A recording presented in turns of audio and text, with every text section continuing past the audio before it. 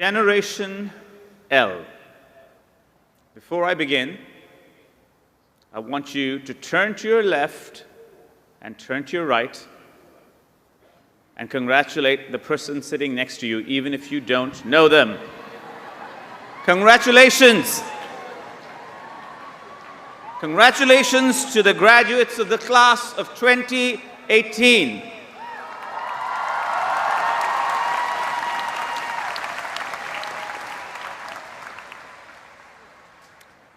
Yes, yes, yes, I know what you're thinking.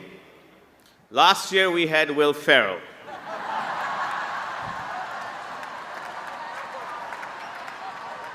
He was funny, upbeat, quirky, a comic genius.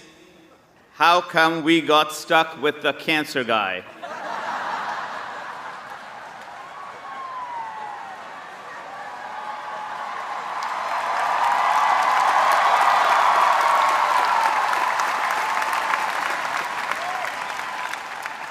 But hold that thought for a second, for here we are on this absolutely glorious morning. And if there's one thing that Mr. Ferrell and I do share, and that's not very much, it's this. We are both immensely, immensely honored to be asked to speak to you. And so let me congratulate you and your families on what is definitely one of the most memorable days of your life.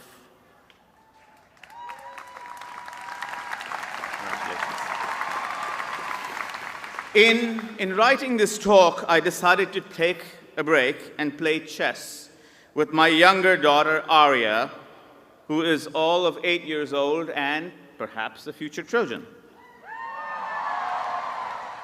It may have been the first time that I had played with her. We made a few perfunctory moves. I traded a pawn for a pawn and a knight for a knight, and I saw her easing into the rhythm of the game. She made a few clumsy moves and then corrected herself. She almost sacrificed her queen. And then, about an hour into the game, I witnessed something astonishing happen.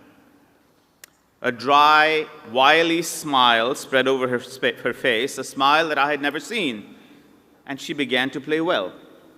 Not just well, but very well. Every move that I made was countered by her move. I lost a rook, then a bishop, and then the whole kingdom. Checkmate, she said triumphantly. And then I realized what had happened in the last half an hour. She had learned to see the board through my eyes. She had climbed out of her own head into the crawl space of my head. She was thinking my thoughts before I had them. She was listening to my brain. She was eavesdropping on my mind. This talk is not about talking, but about listening. Let me tell you a very different story. In the early 1950s, the mortality rate from childhood lymphoblastic leukemia, cancer of the white blood cells in children, was 100%. 100%. Every child diagnosed with leukemia died.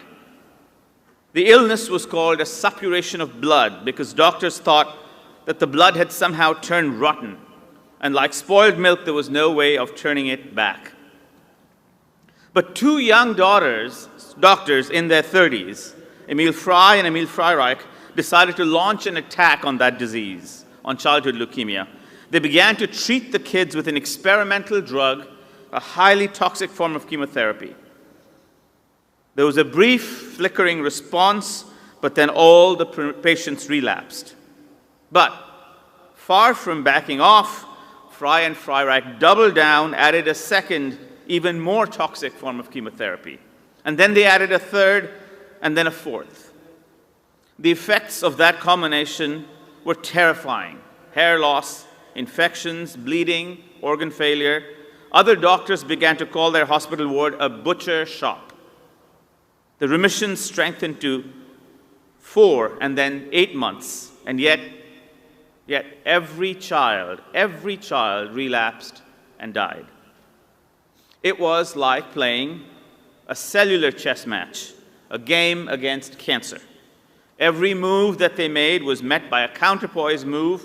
A knight was traded for a knight, a pawn for a pawn. And that's when Fry and Freyreich realized that they had to get into the mind of cancer. To solve these relapses, they had to know what game the leukemia was playing before the cancer made its next move. The best doctors seem to have a sixth sense about the disease, one physician wrote. They feel its presence, know it to be there, they perceive its gravity before any intellectual process can define, catalog, and put it into words. We began to understand its language and its interior logic, Fry once told me. And so in the final round of experiments, they instilled chemotherapy directly into the brain and the spinal cord of 4- and 5-year-old children. And at last, these children began to be cured. The cure rates climbed magnificently from 40% to 60% to 70%.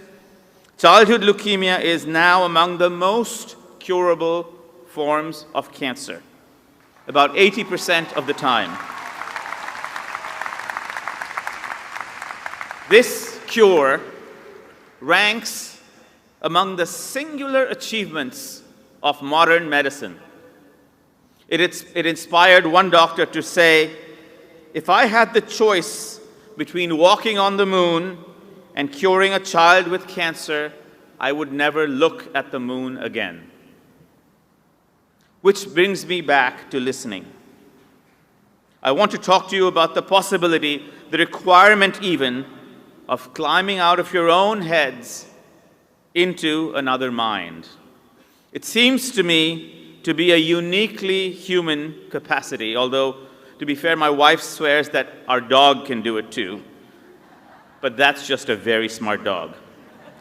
In fact, I might argue that it's a definingly human capacity, and yet oddly there's no word for it in our language. This kind of listening takes 3 forms. The first is the kind that I experienced with my daughter. We occasionally term this empathy, a word that was used before here. But perhaps we need a different word for it, for it could be a purely strategic activity. As with my daughter entering my mind to beat me at chess, or a military general entering his or her enemy's head in the midst of a campaign, or a doctor entering the mind of an illness. The important feature about this kind of listening is that it asks you to do something nearly fantastical, like those transmorphic beings in Aliens, to abandon your own private self, your identity, your past, your language, these words that we've become obsessed with, to acquire the language, the identity, the skin of another person. What is it like to be him or her? What is their suffering like? What is their joy like? What makes them tick? What if I was born as that woman or that man? In a sense, all human conversation depends on the minor exercise of this faculty. Every time we talk, we partly desire to enter each other's heads.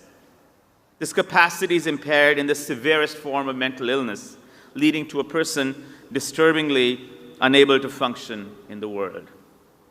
That's the first kind of listening. The second involves listening to the past, listening to history, climbing, as it were, into the mind of history. History doesn't repeat itself, but rhymes, is a quote attributed, perhaps apocryphally, to Mark Twain. To understand that rhyme of the past, that rhyme of history, to comprehend the parts that come back, but with a slightly altered lilt, a slightly altered tone or emphasis, is also a profound form of listening.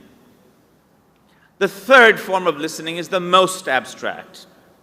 It is listening to nature. It is the kind of listening that scientists aspire to, or artists often talk about. Eavesdropping on the universe, learning its natural laws, its geometries, its rhythms, its constancies, its mind. In medicine, it might take the form of listening to the inner logic of an illness. In physics, listening to equations that explain the cosmos. In literature, that illuminated moment when you've inhabited the characters on the page or on the screen so fully that they begin to speak back to you like a gang of old friends. At the age of 16, Einstein asked himself what it would be like to ride a beam of light. What would it be like to ride a beam of light? That question, what would it be like to be light, would drive his scientific imagination for the rest of his life. Here's the main point. These three forms of listening, to another mind, to history, to nature, mark your entry into adulthood. You might think of these as three sides of a uniquely human triangle, or a three-sided portal through which we must all pass. We are the only species that can learn to think like another of our own species, the only one that records and remembers its history, the only one that tries to decipher the laws of nature and the universe. Psychologists speak of the immense transitional moment in a child when he or she acquires a social smile. Does every parent here remember the first time your child acquired a social smile? That's the moment that the child engages the world. She begins to come out of her own head. You might imagine your emergence into adulthood marked by another kind of engagement, by listening. It marks the completion of the coming out of your own head that you began decades ago with that first smile. I, for one, had not learned to listen when I graduated from college. It was not until 3 years later, when I was really in the thick of my studies in immunology, that I learned to listen to what an experiment had to say. That's when I made my first scientific discovery about how viruses and cancers learn to become invisible to the immune system. They do so, I learned, by tricking an ancient cellular system to recognize their foreignness. I also learned that you could undo this trick. You might goad your immune system to detect that virus or cancer again, an idea that has emerged as one of the most exhilarating new themes in biology and medicine.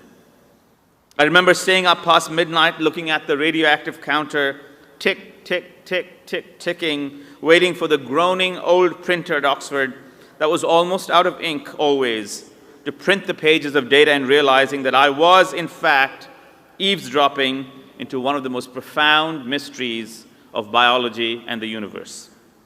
It took me another 4 years before I learned to listen to a patient. In the first year of my residency, I cared for a young man with esophageal cancer. Steve was a plumber from North Boston, about 36, and about to get his 9th round of chemo, a dose-dense, intense regimen that required a strict adherence to a schedule. But that morning, that particular morning, he just wasn't having it. He'd had a bad day. He came to the hospital and said flatly, "I don't want to fight this war. You fight the war. I don't want to be a casualty. I'm not a soldier. I want a cookie." I learned that morning that words like war and soldier don't work for everyone every time. That the restoration of sanctity and sovereignty and dignity is a goal in and of itself, that the art of doctoring is negotiating with hope, and that when a grown man says he wants a cookie, he wants a cookie. I got Steve his cookie, mint chocolate chip, and asked him to go home and come back the next week. The chemo could wait, the hospital could wait, the tests could wait, I could wait. And so Steve lived for another 24 months because of his intensive treatments. He got to see his oldest son graduate from high school, but if I had pushed him too hard that morning, I would have lost him as a patient. And yes, ironically for a medical historian, I learned to listen to history last.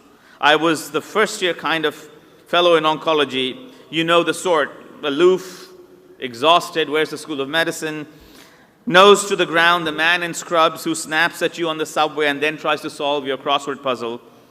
When a woman asked me a question that stunned me, where are we in this fight and who is going to win?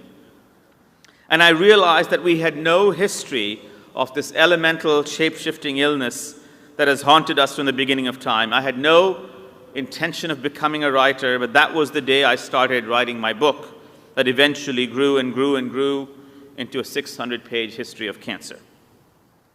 I'm telling you this because I wish someone had told me at my own commencement that the one and only requirement for graduation was not that I finish these many credits, or pull those many all-nighters, or attend these many late-night mixers, or for that matter, survive Drew Casper's lectures,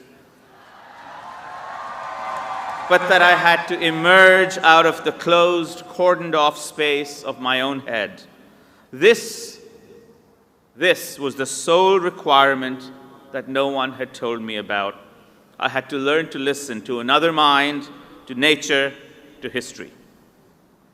I cannot also help but notice that in the past 1 year or so, we have turned into a nation of bad listeners. A nation of bad listeners. I had promised that I would not contaminate this talk with the tawdriness of contemporary politics, but is it impossible to ignore the fact that we have stopped listening to each other? Or for that matter, stopped listening to the lessons of the past or to natural laws?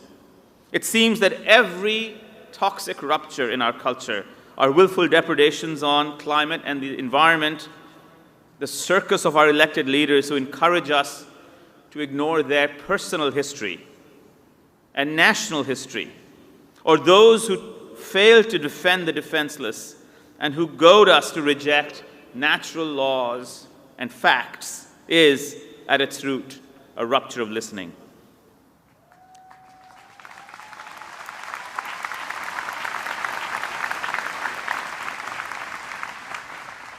Nor can I help noticing that the word listen can be rearranged into silent.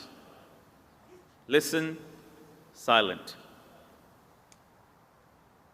Silence is the absolute prerequisite of listening. Its opposite is not sound or noise or cacophony, but tweeting.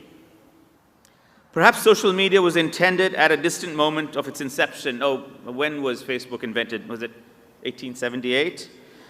As a means of enabling communal listening, but this has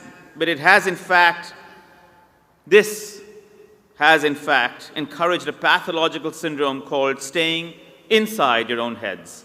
The premium placed on self-curation, on individuality, on identity, who are you, what are you, has created a perpetual echo chamber of self-actualization from which there is seemingly no escape. But you, of course, will be part of the listening generation.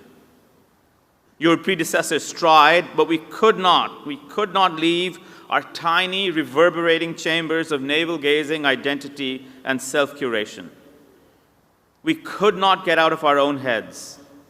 We had plenty of tools, social media, cell phones, emails, but we mistook them. These were hearing tools, not listening tools. You, however, are part of the new order. You will learn to hear each other out and listen to each other. Learn to inhabit each other's joys and sufferings.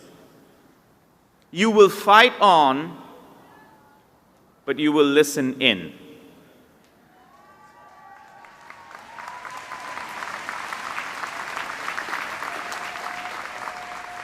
Unlike us, you will really defend the defenseless. Unlike us, you will really learn the lessons of history. You will discover the natural laws that we missed in the midst of our cacophony.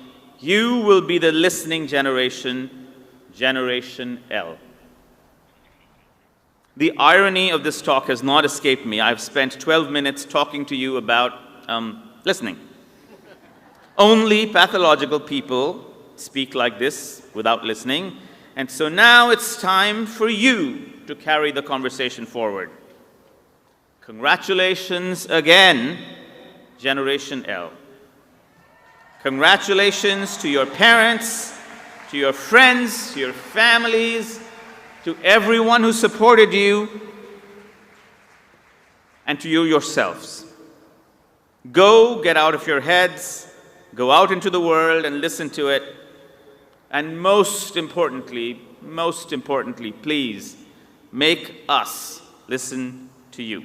Thank you.